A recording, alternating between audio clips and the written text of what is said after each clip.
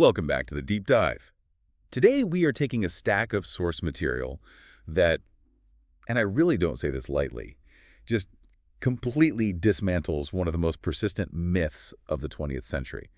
We are looking at the life of King Edward VIII. It's a subject that almost everyone thinks they know, you know? Yeah. If you stop someone on the street and you ask them about Edward VIII, they'll say, oh, the king who gave up his throne for love. Exactly, the romance of the century. It's the ultimate romantic gesture. That's the story we've all been told. It is. We have been sold this almost Hollywood version of the story for nearly 100 years. Yeah. You have the handsome king, the forbidden love, the tearful farewell speech. Mm-hmm. But when you actually sit down with the biographies, the government archives, and especially the intelligence files that have been declassified over the decades, the story just shifts dramatically. It really does. It stops being a romance, and it starts looking a lot more like a tragedy, or maybe even a thriller. I would argue it borders on a horror story in places, especially when you get to the political implications. Oh, absolutely. Because when you strip away that whole romantic veneer, you're left with a man who was, frankly, deeply damaged psychologically, politically reckless, and who flirted very, very dangerously with the darkest forces of his era. We're going to unpack all of that. We really need to talk about the childhood trauma that seems to have completely rewired his brain. We have to cover the constitutional crisis that nearly broke the British Empire, and yes, the Nazi connection. And that connection is far more substantial than just a few awkward photos, which is what some people think. It is. So I think the central question we need to answer in this deep dive is really about the nature of that abdication. Was it a tragedy for the nation losing their beloved king? Or was it, in hindsight, a kind of providential escape? Because as we go through the evidence, I think you're going to see that if Edward had remained on the throne, the history of World War II, and honestly, the world even today might have looked completely unrecognizable. Okay, so to understand the king who left, we have to understand the boy who was made. And the source material on his childhood is, it's frankly harrowing. It's a tough read. We're back in the late Victorian era, 1894. He's born David, that was his family name, the great-grandson of Queen Victoria. And the parenting style of that era, distant doesn't quite cover it, does it? Not even close. It was, for all intents and purposes, institutionalized neglect. You have to remember the context. His father, the future George V, was a naval officer. He ran his family like he ran a battleship. Right. He was a very harsh disciplinarian who believed that fear was a necessary part of respect. And his mother, Queen Mary, while she had this private sense of humor, you see these anecdotes about her laughing at pranks like tadpoles on toast. You're right. In public, she was completely austere. She was like a statue. She just wasn't the type to offer any physical affection. And into this really cold, formal environment comes the nanny. I was reading the account of his first few years, and this story about the pinching nanny isn't just some quirky anecdote. It reads like the origin story for a major psychological complex. It is absolutely pivotal. This nanny, who was the primary caregiver for the future King of England, she had this sadistic streak. The sources tell us that before she would bring the young prince, David, into the drawing room to see his parents, which was his only scheduled time with them. His only time, she would pinch him or twist his arm violently. So the child is already in physical pain before he even sees his parents. Precisely. So, of course, he would enter the room screaming and crying. Yeah. And his parents, being these stiff Victorians who valued decorum above all else, were just annoyed by this badly behaved child. So they just dismiss him. They'd say, take him away. He goes back to the nanny. He goes straight back to the abuser. And just think about the kind of conditioning that establishes in a developing brain. The figures of authority, his parents, are associated with rejection and annoyance. And the figure of abuse, the nanny, is the only one who actually keeps him. It creates this horrible cycle where pain and affection become completely confused. The psychologists who are cited in the biographies, they point to this as the root of his later need for domination by women, right? He wasn't looking for an equal partner. No, he was conditioned to seek out women who would control him. He developed a personality that was, on the one hand, rebellious against tradition, but on the other hand, desperate for a strong, controlling female figure to organize his life. He wanted a governess, not a wife. Yeah. And that need for submission, it becomes the defining thread of his entire romantic life. Before we get to the women, though, we have to talk about his development, or I guess his lack of development. He goes through the standard royal education, Osborne, Dartmouth, then on to Oxford.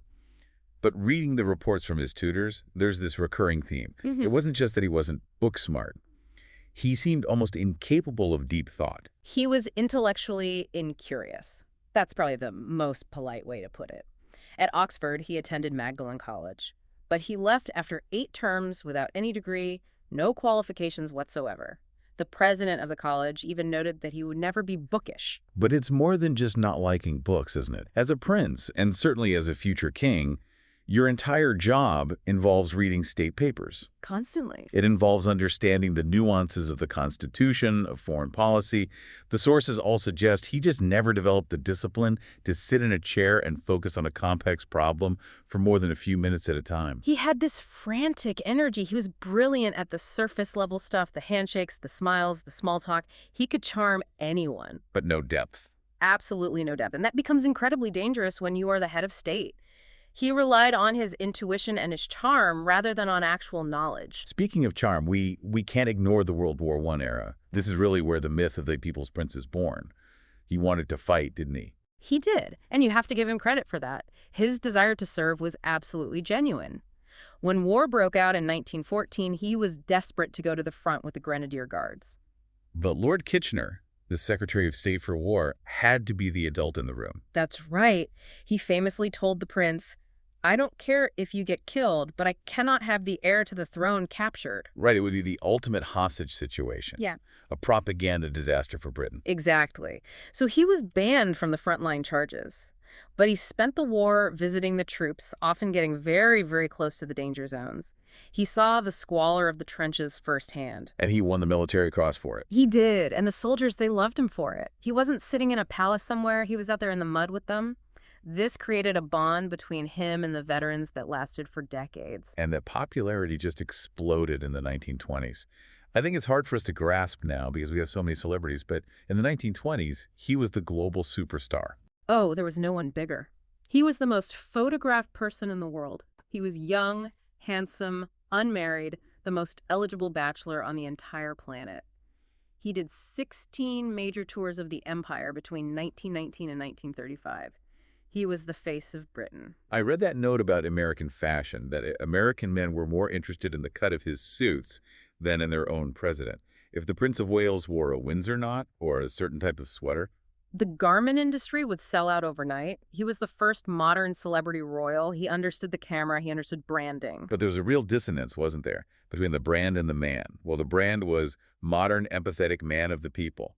The private man held views that were, well, shockingly reactionary, even for his time. They were. And this brings us to the letters, specifically the letter from his tour of Australia in 1920. It's so jarring because it just completely contradicts that friend of the common man image. What does it say?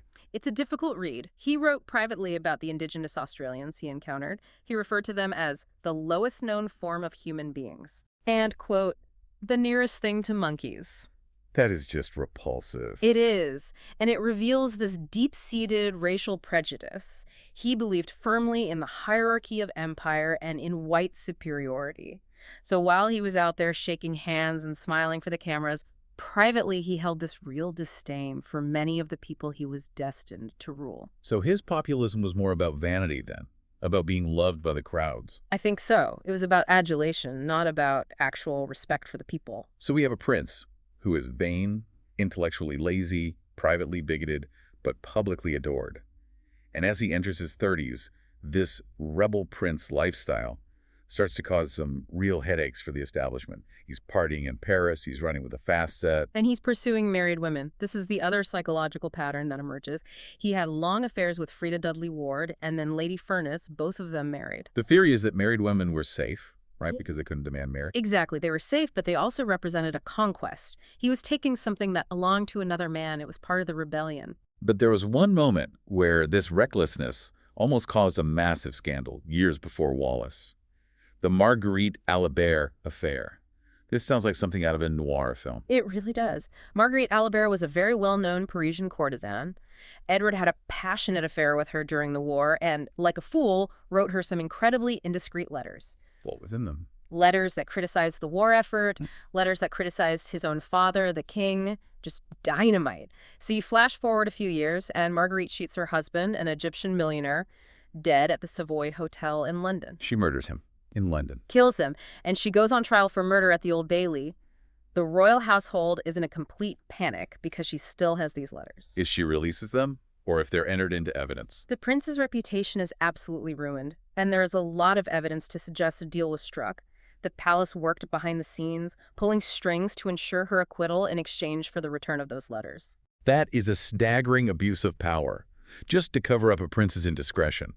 You would think a close call like that, a murder trial involving an ex-lover, would scare him straight. It didn't. He didn't learn a thing. I think he just felt invincible. His father, George V, watched all this behavior with just growing horror. And there's that famous quote from George V, which turned out to be a prophecy. It's chilling. He said, "After I am dead, the boy will ruin himself in 12 months. 12 months. And he was off by what, less than a month? Hauntingly accurate. George V knew his son's character flaws better than anyone. He even told a courtier that he prayed to God that Edward would never marry and have children so that the throne would pass to his second son, Albert Bertie, and his granddaughter, Lilibet. Imagine a father praying for his own line to end with his eldest son because he trusts him so little. That is just, it's devastating. And that brings us to the catalyst for the ruin, Wallis Simpson. Enter Mrs. Simpson. She meets Edward in 1931. She's introduced by his then-mistress, Lady Furness. At this point, she's an American, married to her second husband, Ernest Simpson, and she has one divorce already behind her. So she is technically a double-divorcée in waiting. Correct. And in the very rigid social hierarchy of 1930s Britain, she was completely unacceptable. But for Edward, she was a revelation. Why? What was so different about her? She wasn't impressed by his title. She didn't fawn over him like every other woman did. She was irreverent. She teased him. She treated him, not like a prince. And the power dynamic just flipped immediately. I was looking at the special branch reports because, of course, the police were watching the prince's new girlfriend. There's this specific report from a visit to an antique shop. Yes. The officer noted that Wallis seemed to have the prince completely under her thumb.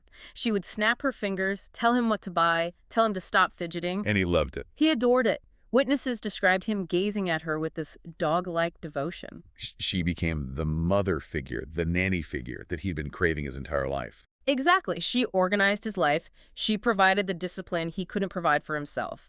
But to his family, she was a complete disaster. They met her once, right? They met her once at a party, but after that, as the relationship became more serious and more obvious, George V and Queen Mary refused to receive her. She was banned from the court. So the tension is building. And then, in January 1936, the old king, George V, dies. Edward becomes King Edward VIII. And the 326-day reign begins. And he starts breaking rules literally on day one. Day one. The accession proclamation, the official announcement of the new king, is read at St. James's Palace. Now, tradition dictates that the new monarch does not attend. They're supposed to be in seclusion mourning their predecessor. But Edward is there. Oh, he's there. He's watching from a window at St. James's Palace, and he is not alone. He is standing there right next to Wallis Simpson. The cameras catch it. They do. It was a massive statement. He was effectively saying to the world, I am the king, this is the woman I am with, and I don't care about your traditions. It really sets the tone for a reign that was just defined by vanity and a complete disregard for protocol. I have to ask you about the coins. This detail, it feels so petty, but it says so much about his mindset. It is the ultimate example of his vanity. There's a tradition in British numismatics coin design that goes back to the 17th century. Each monarch faces the opposite direction of their predecessor. Okay. George V faced left. So legally and traditionally, Edward VIII should face right. But he refused. He refused. He absolutely insisted on facing left. And the reason?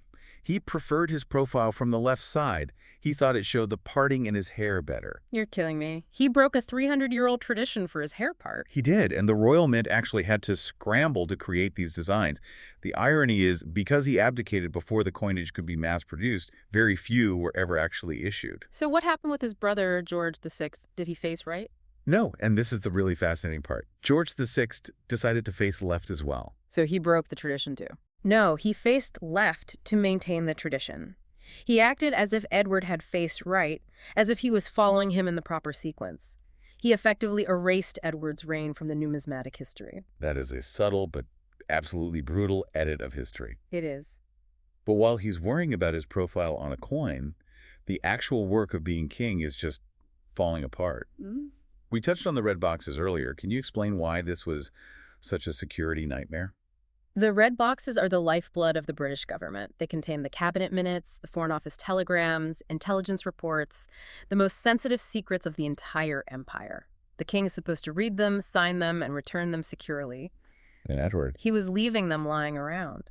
At his country home, Fort Belvedere, ministers would visit and find top-secret documents scattered on tables, some with cocktail glass rings on them. Oh, no. And Fort Belvedere was a party house. Wallis was always there, her friends were there, some of whom had very questionable connections to foreign powers. So the government is thinking, we have a king who is careless with our secrets, and he's hanging out with people we absolutely do not trust. It got so bad that the prime minister and the cabinet secretary actually started withholding documents from him.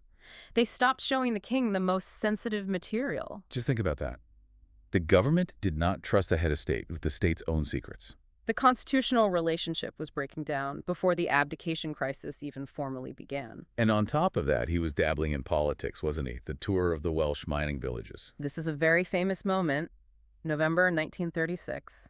He visits South Wales, which had been devastated by the Great Depression. Unemployment was sky high. He sees the poverty and he says, quote, "Something must be done." Which on the surface sounds like a good thing, a compassionate king. And to the public, it was. They cheered him for it. But to the government, it was an absolute nightmare. Because in the British Constitution, the king cannot make policy. He reigns, but he doesn't rule. He acts on the advice of his ministers. By saying something must be done, he was publicly criticizing the elected government's handling of the economy. It looked like he was trying to lead a populist movement against his own prime minister. He was acting like a politician, not a constitutional monarch. And that brings us to the climax, the abdication crisis. November and December 1936. Edward decides he is going to marry Wallis Simpson. Her second divorce is finalized. He tells the Prime Minister, Stanley Baldwin. And Baldwin says no. But we need to break down why he said no, because it wasn't just we don't like her. There were three massive immovable barriers: religion, the people, and the dominions. That's right. Let's take religion first. As king, Edward was the supreme governor of the Church of England. In 1936, the church strictly forbade the remarriage of divorced persons if a former spouse was still living. And Wallis had two living ex-husbands. Two. So Edward could not promise to uphold the church's laws while simultaneously breaking them in his own personal life. It was a complete logical impossibility. Okay, so that's the religious barrier. Then there's the people. Baldwin and the cabinet were convinced that the British public, specifically the conservative middle class, would never accept Wallis as their queen. She was seen as an adventurer, an American, a woman with a past. They believed the monarchy's prestige would just collapse. But the third barrier, the dominions, that's the one that I think is the most interesting and maybe the least understood. This all goes back to the Statute of Westminster, right? This is the technical legal detail that really sealed his fate. In 1931, the Statute of Westminster was passed. And what it did was it gave the dominions Canada, Australia, New Zealand, South Africa complete legislative independence. The British Parliament could no longer make laws for them. So what did that mean for the marriage, practically speaking? It meant that for Wallis to become queen, every single Dominion Parliament had to agree to the marriage. If the UK said yes, but say Canada said no, then Edward would be king of the UK, but not king of Canada. Then the monarchy would fracture. And the empire would begin to unravel. And the Dominion leaders were not on board at all. Not even slightly. The Prime Minister of Australia, Joseph Lyons, was personally appalled.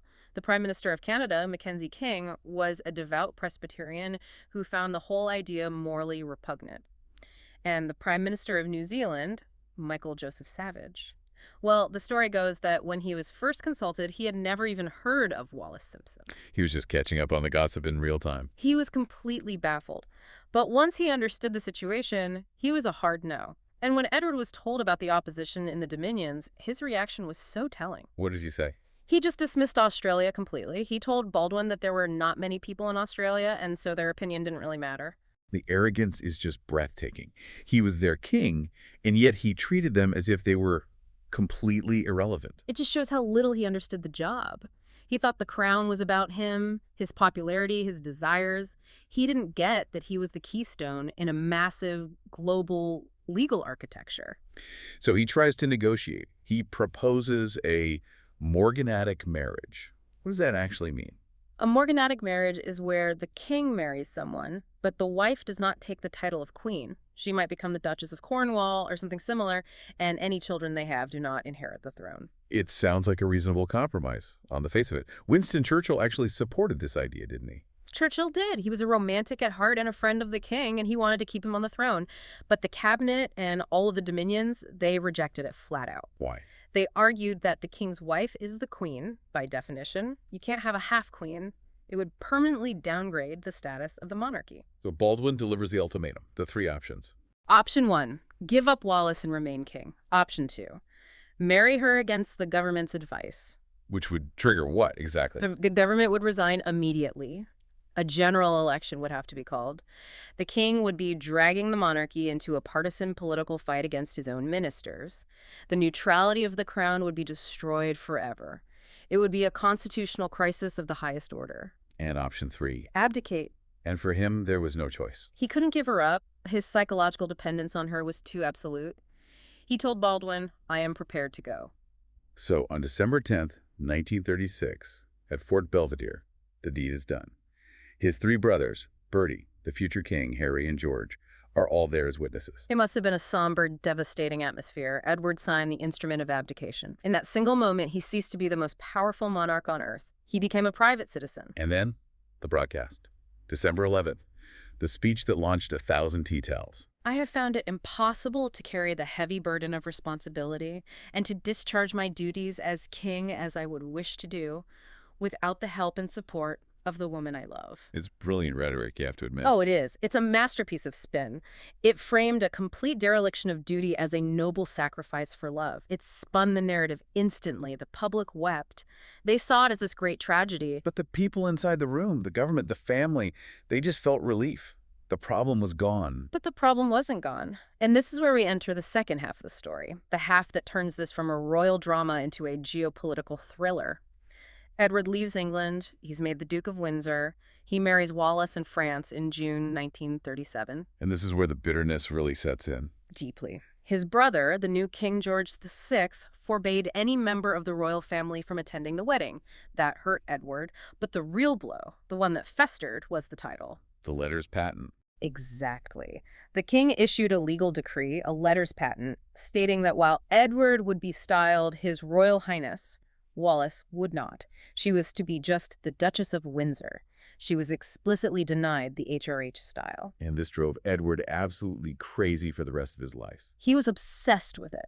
He viewed it as a deliberate public humiliation of his wife. He refused to go anywhere where she wasn't treated with full royal protocol. And this grievance, this intense anger at his family and at the British government, it made him vulnerable. And there was one government in particular that was more than happy to give Wallis the royal treatment she was denied at home. Nazi Germany. Right. In October 1937, just months after the wedding, the Windsors decided to tour Nazi Germany. The British government advised against this, didn't they? They begged him not to go. Strongly. They dogged him, but he went anyway. He claimed it was to study housing conditions for the working class, which was just a flimsy pretext. It was a massive propaganda coup for Hitler. The visuals from this trip are just chilling. They are. You see the Duke and Duchess being driven around in open-top Mercedes convertibles by SS officers. You see crowds of people cheering them. And the Nazis were smart. They curated the trip perfectly. They bowed to Wallis. They called her Your Royal Highness. They gave Edward the respect he felt he was being denied at home. And the salute. We have to talk about the salute. Yes.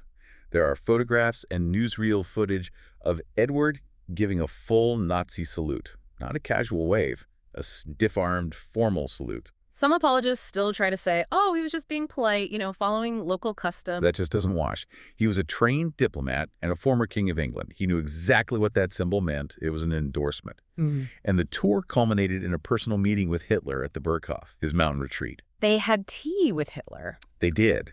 And by all accounts, they got along famously. Hitler later told his aides that Wallis would have made a good queen. Of course he thought that. Right. Hitler saw Edward as a potential ally. He believed that if Edward had stayed on the throne, Britain would have been friendly to Germany. He actually called the abdication a severe loss for us. But this goes beyond just a pre-war flirtation. War breaks out in 1939. Edward is brought back to the UK. He's made a major general attached to the British military mission in France. But he's not acting like a British general. No, he's acting like a defeatist. In 1939, from Verdun, he recorded a broadcast calling for peace. It was essentially an appeasement speech. The BBC actually refused to air it, but it was broadcast internationally. He was undermining the war effort from the very start. And then come the treason allegations, the defense of Belgium. This is perhaps the most damning piece of evidence. The German ambassador in The Hague, a man named Count von Zuck-Berkersrode, reported back to Berlin that the Duke of Windsor had leaked details about the Allied war plans. Specifically, that the defensive lines in Belgium were weak. If that is true, that is direct treason. He gave information to the enemy that could, and almost certainly did, help them conquer France in 1940. Edward always denied it, of course, but the Germans certainly believed he was on their side. They felt they had a friend in the high command. Then comes the collapse. May 1940, France falls to the Nazis. The Windsors flee south. They end up in neutral Spain and then Portugal. And this is where the Nazis launch Operation Willy. Operation Willy. It sounds like something out of a spy novel, but it's all there in the archives. It is. This was a plan authorized by Joachim von Ribbentrop, the German foreign minister. The goal was to kidnap the Duke of Windsor. Kidnap him. Or at least convince him to stay. The Nazis wanted to keep the Windsors in a neutral country, like Spain, rather than letting them escape to British territory like the Bahamas. The plan was to use Edward as a political weapon. How so? Hitler envisioned a scenario where Germany successfully invades Britain operation, Sea Lion overthrows the government, and reinstates Edward VIII as a puppet king. A fascist Britain with Edward on the throne. Exactly. A king who would do whatever Berlin wanted. And the terrifying part is that Edward was actively communicating with German agents during this time in Portugal. He was expressing his frustration with the British government. He was telling people that the war was a mistake, that Britain couldn't possibly win. There's a telegram where he essentially suggests that if Germany just bombed Britain a bit more effectively, it might bring peace faster. It's grotesque. He was prioritizing his own ego and his strange desire for peace, or perhaps his desire to get back into power, over the very survival of his own country. And Churchill was watching all of this from London. He was reading the intercepts. And Churchill, who had been Edward's great defender during the abdication, finally lost his patience. Completely. Churchill realized the Duke was an active liability and a security risk. He sent a telegram effectively threatening Edward with a court-martial if he did not immediately board a ship for the Bahamas. Get on the boat or we will arrest you. That was the clear, unspoken message. So Edward and Wallis were basically bundled onto a ship and sent off to the Bahamas, where Churchill appointed him governor. Which might sound like a nice Caribbean holiday, but for Edward, it was exile. He hated it. He called it a third-class British colony. He felt it was beneath him. And his performance as governor was mixed at best. His racism resurfaced there too, didn't it? Violently. He despised the local Bahamian population. He had a running feud with Etienne Dupuche, the editor of the Nassau Tribune, who was a man of mixed race. When riots broke out in 1942 over low wages, Edward refused to see it as an economic issue. He blamed communists and Jews for stirring up trouble. He was incapable of understanding the legitimate grievances of the people he was supposed to be governing. And even in the Bahamas, the Americans were watching him. Right. President Roosevelt didn't trust him either. The FBI was ordered to surveil the Duke and Duchess whenever they visited Florida. There were genuine fears that Wallis in particular was passing information to her old contacts in Europe, like Ribbentrop. It's just staggering when you think about it. The former King of England being tailed by the FBI as a suspected Nazi sympathizer. It just shows how completely he had burned every single bridge. The war ends. The Nazis are defeated. And the Marburg Files, the captured German documents that detailed all of this Nazi communication, they're discovered. And the British government panics. They realized that if these files were published, the reputation of the monarchy and of a member of the royal family would be destroyed, so they suppressed them. For years, they tried to bury the evidence of Edward's collusion. So Edward and Wallis just drift into their post-war life. They move back to France. They become the faces of what was called café society. What was their life actually like in those final decades? It seems so empty. There's a great quote from the writer Gore Vidal, who met them socially. He described the vacuity of the Duke's conversation. They had no purpose. They spent their days planning dinner parties, buying clothes, and doting on their collection of pug dogs. The pugs. They treated the dogs like their children. They had needlepoint pillows with silly slogans. It was just a life of incredibly shallow luxury. And he was constantly asking for money. Always. He was a very wealthy man. He had saved a fortune from the revenues of the Duchy of Cornwall when he was Prince of Wales, and he sold Balmoral and Sandringham to his brother for a massive sum. Yet he constantly pleaded poverty to the French government to get tax breaks, and he pestered his brother and later his niece, Queen Elizabeth II, for an increased allowance from the crown. It's such a sad image. The man who was once the Emperor of India, reduced to haggling over money and just drifting through parties in Paris. It was a long, slow decline into irrelevance. He was a very heavy smoker his whole life. In the late 1960s, his health began to fail. He developed throat cancer. There's one final moment of, I'm not sure if you'd call it reconciliation, but maybe closure. 1972. Queen Elizabeth II visits him in Paris. He was on his deathbed. It was just 10 days before he died. The Queen came to their house in Paris, and Edward insisted on getting out of bed, putting on a suit to receive her properly. He wanted to bow to his sovereign. The respect for the crown was still there then, buried under all that bitterness. It was. But the tragedy continued. Wallis was there, but by this point she was reportedly very confused, perhaps suffering from the onset of dementia. She appeared for the official photo, but Edward was too weak to be in it. He died shortly after that visit. And his body was brought back to Windsor for burial? He was buried at Frogmore, which is the royal burial ground.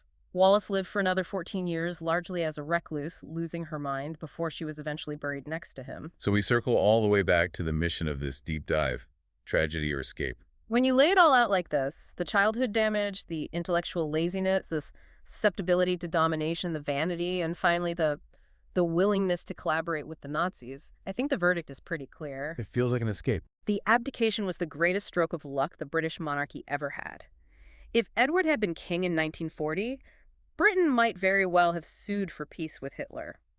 The symbol of resistance, the king and queen who stayed in London during the Blitz, that would never have existed. He would have a king who admired Hitler. Instead, they got George VI, the stammering, shy, dutiful brother who hated the job but did it anyway because it was his duty. And his wife, Elizabeth, the future queen mother. And they completely reinvented the monarchy. They shifted it away from being about celebrity and glamour and made it about duty, family, and service. They saved the institution by being, well, boring and reliable. And here's the what if, the provocative thought to leave you with. Let's hear it. Think about the butterfly effect of this.